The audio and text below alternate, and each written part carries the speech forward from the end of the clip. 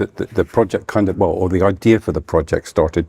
even before that, because the Cornish National Music Archive ran a project in Clay Country, which I went along to, which had a very good event at Wheel Martin with new compositions and various bits of music from the Clay Country. And arising out of that, I thought that it would be nice to explore the music of the Roseland with the Cornish National Music Archive and local groups. So I suppose that was the inspiration for why we started looking at music on the Roseland. I felt that it was kind of an unexplored topic. So getting together with the Cornish National Music Archive, but then involving Emma Campbell from the Roseland Music Society, particularly to do some of the practical performance side of the work, seemed like a good thing. So that was kind of where the inspiration was. Emma wrote in a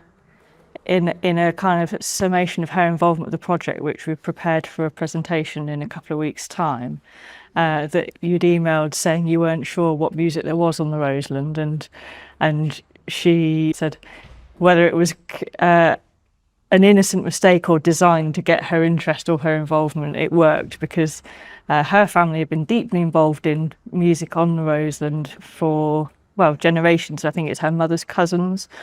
were the Radford sisters, and in the earlier part of the 20th century they were hugely active, particularly in the classical music kind of side of things,